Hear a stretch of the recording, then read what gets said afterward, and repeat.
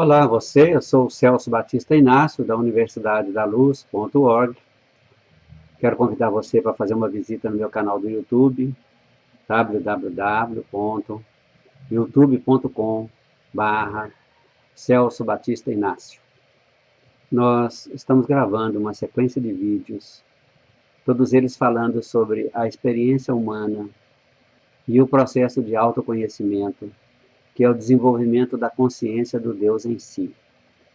Hoje nós escolhemos como tema falar sobre a fantasia de chumbo. Vamos imaginar uma história inicial de que um homem resolve ir a uma festa de fantasia a pé e a uma distância, ele teria que percorrer uma distância muito grande para chegar a esta festa de fantasia. Ele faz para si uma farda de chumbo. Então, antes mesmo de chegar à metade do caminho, ele morreu. Pelo peso do chumbo, não suportou o peso do chumbo, e também por efeito da radiação do chumbo. Bem, nós estamos vivendo a nossa experiência humana e ela pode ser uma experiência pesada ou uma experiência leve, dependendo das circunstâncias em que nós nos envolvemos e da maneira como nós nos envolvemos nessas circunstâncias. A nossa única intervenção possível dentro da realidade experimental é feita por meio de conhecimentos, palavras, pensamentos e ações, atitudes, modo de ser, modo de ver, modo de falar. Então, usando palavras, usando frases, usando sentenças e orações, nós vamos construindo as experiências boas e ruins, leves ou pesadas, importantes ou sem importância, e construindo um halteres, construindo uma farda de chumbo, construindo um uniforme de chumbo, uma fantasia de chumbo, dependendo daquilo que nós falamos à vida. Se eu dou muita importância ao que é negativo, aos fatos ruins, às dificuldades e aos problemas, eu aumento o peso que essas coisas exercem sobre mim. Então, eu acabo me tornando um escravo das minhas próprias atitudes e carregando pesos além daqueles que eu posso suportar, muitas vezes apenas por ignorar que a minha expressão é uma forma de acrescentar peso e de acrescentar dificuldade ou problema na minha experiência. E vivendo a vida de um modo comum, cotidiano, tudo representado pelas convivências com as pessoas, situações do dia a dia, nós acabamos nos tornando escravos de algumas circunstâncias, entre elas eu posso citar a mentira. Nos sentimos que precisamos esconder dos outros as suas verdades, precisamos de falar mentira, precisamos de usar de subterfúgios para poder obter alguma vantagem no relacionamento. É porque nós ainda não compreendemos o efeito real que tem a nossa expressão em relação àquilo que vamos sentir. Nós vamos sentir duplamente aquilo que nós nos expressamos. A primeira delas é quando nós nos expressamos, e a segunda dela é quando nós começarmos a sentir de volta o efeito da experiência aplicada em outra pessoa ou em uma situação. A vivência se torna o segundo efeito. Todos nós passamos pelo segundo efeito quando nós criamos experiências.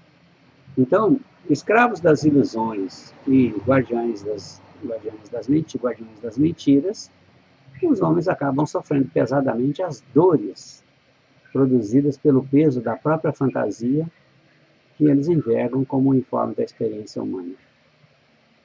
O nosso corpo se torna mais pesado, a nossa resistência se torna mais difícil, uma resistência mais fraca, mais frágil, nos tornamos mais vulneráveis a partir do momento em que nós começamos a dar peso demais para as coisas que são negativas. Todas as pessoas vão viver experiências negativas e todas as experiências negativas têm uma finalidade positiva, que é de gerar uma transformação, de gerar uma observação, de gerar um sentimento e gerar, naturalmente, como efeito final, a transformação. Mas que transformação seria essa? A transformação no modo de ver, no modo de falar, no modo de expressar, no modo de sentir a vida. E a leitura que nós fazemos é que se modifica quando nós criamos discernimento, quando nós passamos por experiências. E então eu entendo que se eu der gravidade a uma doença, ela se torna mais grave e eu é que sinto essa gravidade. Então, se tem um problema, eu estou dando muito peso para o problema, ele se torna mais pesado para mim, e quem sente esse peso sobre os próprios ombros sou eu mesmo. Nós vivemos algumas fantasias que repercutem de maneira extremamente negativa na nossa experiência humana. Eu vou citar apenas um dos elementos, ou talvez dois, que acabam se tornando um fator comprometedor da nossa experiência humana, retirando de nós a possibilidade de sermos felizes. A adoração. Essa é uma palavra que nós carregamos conosco dentro da consciência, desde o tempo em que nós nos iniciamos dentro dos meios religiosos.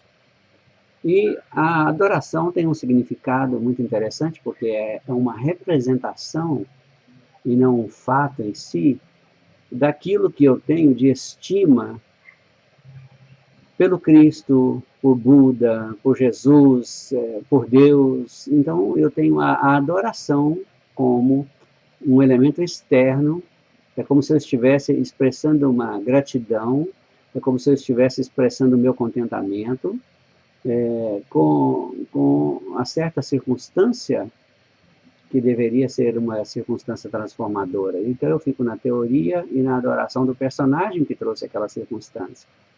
Por exemplo, o Evangelho do Cristo é um elemento de transformação, é um elemento que aumenta as vibrações, é um elemento que faz com que nós tenhamos uma vestidura competente, capaz, para pertencermos a uma próxima dimensão da experiência humana. Se eu não incorporar os valores do Evangelho do Cristo, eu não terei sequer visão da experiência, da próxima experiência. Incorporando os conhecimentos, então, eu passarei a ter a visão da possibilidade de existir uma próxima experiência espiritual, um próximo nível da dimensão, e eu posso me inserir nele. Mas para eu me inserir nesse novo nível de experiência da vida, no próximo nível, eu tenho que me tornar um ser espiritual. O ser espiritual é aquele que pratica aquilo que o Cristo ensinou por meio do Evangelho. Eu já disse várias vezes, vou repetir aqui, o Evangelho é constituído de algumas etapas. A primeira das etapas, quando o Evangelho começa, ele traz a informação de que nós devemos nos tornar desanimalizados.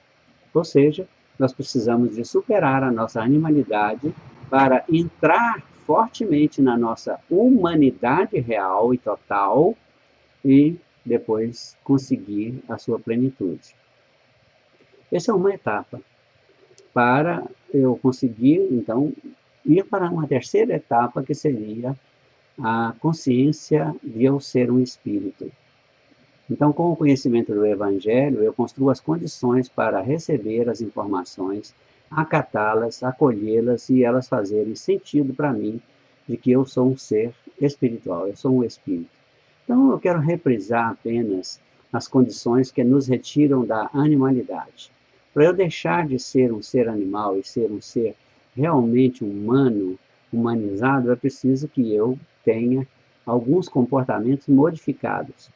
A agressividade é o elemento mais forte da animalidade. E ela precisa, então, desaparecer das minhas atitudes. A intempestividade, que é a ação sem direção, a ação aleatória. A impulsividade, que é agir por reação automática, sem pensar. E, por último, a violência física e até a capacidade de matar. Essas coisas têm que desaparecer de mim, porque isso é que me tornam animais, me torna animal, que tornam as pessoas animais. Então, livres da animalidade, nós podemos seguir, então, para uma consciência nova, que é a consciência de que eu sou um ser espiritual. E, como tal, existem algumas condições que são altamente favoráveis para uma mudança completa de pensamento, uma leitura diferente da vida e também uma visão completa daquilo que eu sou. O conhecimento de que eu sou um espírito me leva a questionar o que é um espírito. E a definição mais clara do que é um espírito é conhecimento, espírito é inteligência, espírito é informação, espírito é palavra. Então, nós somos constituídos essencialmente de espíritos de todas as coisas, porque temos o conhecimento de todas as coisas. É uma superposição de espíritos que formam o ser que eu sou, que é a inteligência que eu sou. Eu posso desenvolver a capacidade de me transformar num ser mais humanizado. O significado disso é eu ter mais consideração pelas outras pessoas, é eu ter o sentimento de cooperação, de cooperatividade, de compartilhamento, o sentimento de favorecimento na fluidez da vida das outras pessoas. Isso, então, me torna uma pessoa plenamente humana. O sentimento da animalidade é um sentimento grotesco, um sentimento grosso, um sentimento denso, um sentimento pesado, e esse é o peso do que eu falo na nossa farda humana. Os elementos do ego são constituídos pelos elementos essenciais e informativos relacionados com a sobrevivência. Então, as dificuldades da sobrevivência se tornam a motivação do ego para eu conseguir um destaque na realidade humana, dentro da experiência humana. Então, eu preciso de me livrar do ego, de pensar egoisticamente, só em mim, mais em mim ou primeiramente em mim. E dar sequência a essas atitudes, sendo capaz, ou sendo capazes, né, nós todos, de cooperarmos com os processos de vida dos outros, de facilitarmos as vidas dos outros e de enxergarmos a grande realidade que nós não somos concorrentes de ninguém, que nós não estamos disputando a vida com ninguém, cada um tem os recursos próprios, capazes de transformar em realidade e de transformar em experiência e vivência. Então, o fato de nós adorarmos o Cristo é como se nós estivéssemos comprando um ouro de tolo, um ouro falso. Não adianta eu adorar o Cristo e admirar o Cristo e ter o Cristo como um ídolo. É preciso que eu me torne um Cristo, que eu me torne um ser com esse nível de consciência. E como que eu posso me transformar num ser com esse nível de consciência? Apenas, tão somente, praticando aquilo que ele ensina. E o Cristo, é preciso que a gente saiba disso agora, enquanto é tempo, ele é o corpo físico da próxima existência. É o ser de natureza espiritual, quintessenciado, transformado em sublimidade, transformado em potência e poder, com a capacidade de viver experiência em mundos e dimensões em que a vibração é mais alta. Bom, a próxima etapa da experiência de todos nós, então, é a etapa Cristo. Nós vamos nos tornar Cristos, querendo ou não, facilitando ou não, dificultando ou não. E então, quanto mais nós demorarmos, quanto mais nós dificultarmos, mais peso sentiremos e mais sentiremos os problemas e as dificuldades da experiência humana. Então, nós devemos ser o que o Cristo é. Devemos adorar aquilo que nós somos, aquilo que nós podemos ser. Adorar o ser Cristo e não adorar a pessoa do Cristo. Então, não é admirando o Cristo que nós nos tornamos iguais a eles. As atitudes do Cristo são, fundamentalmente, amar a si, vendo a si no próximo e vendo Deus em ambos. Além de amar, que significa inicialmente respeitar, tão somente respeitar e depois favorecer, nós temos que começar a cooperar, contribuir, servir e valorizar o outro e suas necessidades, e suas dificuldades, e seus problemas. E participar do processo de maneira a fazer com que o processo de vida do outro se torne um processo de vida mais leve. Na verdade, se eu estou no outro pelo pensamento, pela energia das conexões cerebrais, o outro está em mim também. O que eu fizer pelo outro, estarei fazendo por mim. Porque se eu der peso e acrescentar peso à vida de quem quer que seja, estarei acrescentando a minha e estarei acrescentando peso à mão de Deus sobre mim. É necessário a gente ter entendimento de que essa visão, né, de amar ao próximo não é senão amar a mim mesmo, não é senão amar a Deus. E é com essa visão que eu já estarei demonstrando as vivências e estar vivendo o estado crístico de ser. O amor em unidade, né, amar o próximo como a si mesmo, como amar a Deus como a si mesmo, é um indicativo prático, objetivo e inconfundível de que nós estamos aptos para a vivência na glória da excelência, ou seja, no nível da perfeição, no nível da felicidade, da experiência leve, da experiência tranquila, serena, da experiência que encanta, da experiência que gera a melhor energia. Bom, nós estamos vivendo os nossos relacionamentos humanos e dentro desses relacionamentos humanos nós temos muitas oportunidades de exercer o papel crístico, exercer a atividade como um Cristo, fazendo com que os nossos relacionamentos se tornem relacionamentos felizes. E podemos fazer esse relacionamento feliz em 4 circunstâncias. Primeiro, um relacionamento feliz comigo mesmo. É eu ter tanta estima, e tanto valor, e tanto amor por mim mesmo, que eu possa reconhecer meus valores no outro e possa sentir o prazer de conviver com o outro, que é o espelho daquilo que eu sou, pelos melhores valores, pela virtude, pela qualidade. Então, ao invés de eu colocar defeito numa pessoa, eu dou atributos a elas, atribuo virtudes. Eu digo que ela é uma pessoa maravilhosa, encantadora, honesta, sincera, uma pessoa completa, uma pessoa capaz. E com isso, o comportamento dela em relação a mim será esse. O desempenho dela em relação a mim será esse. O papel que ela exercerá será esse. E quem vai sentir isso de retorno sou eu mesmo. Então sou eu atribuindo e recebendo aquilo que atribuí proveniente do espelho, que sou eu mesmo. Então, o relacionamento comigo mesmo é pensar o melhor, falar o melhor, experimentar o melhor nas atitudes a partir de mim e em meu favor. E o segundo relacionamento seria com esse pretenso outro, que nunca é o outro de fato, sou eu mesmo diante de mim, a atribuição adequada de qualidades, de virtudes e de valores, tendo o retorno, o sentimento, a experiência, a convivência agradável por eu ter essa visão que se apropria da energia, da satisfação, do contentamento e da alegria. O terceiro grande relacionamento é com a realidade existencial, com o campo das realizações.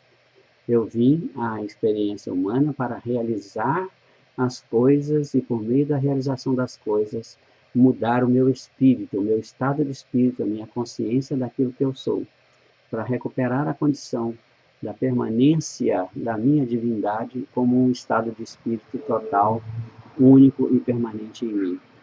E o último relacionamento seria um relacionamento com Deus, na verdade é um relacionamento com as minhas palavras.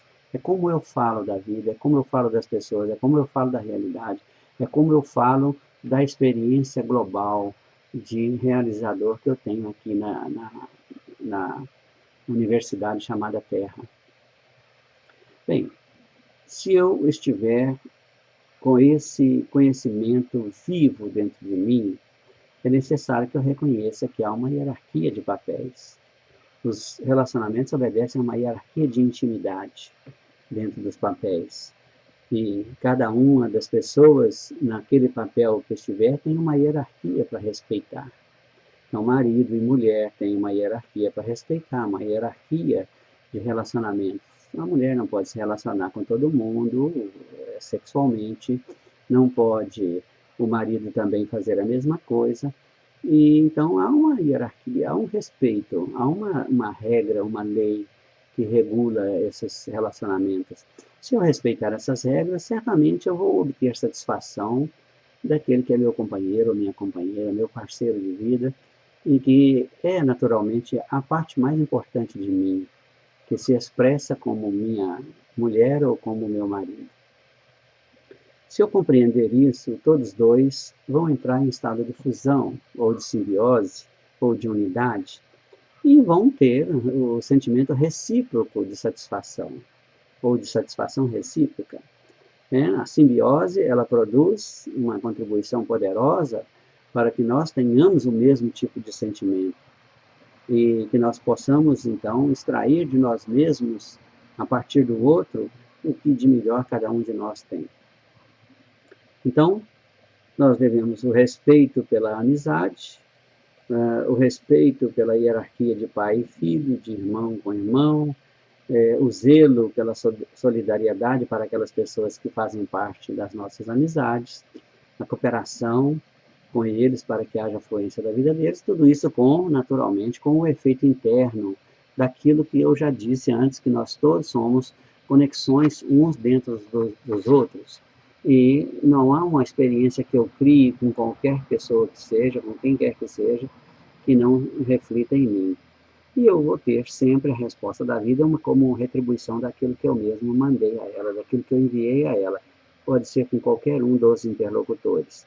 Então, os relacionamentos cotidianos são fundamentalmente grandes oportunidades para que nós sejamos capazes de construir a leveza da experiência, para que ela não pese nos nossos ombros.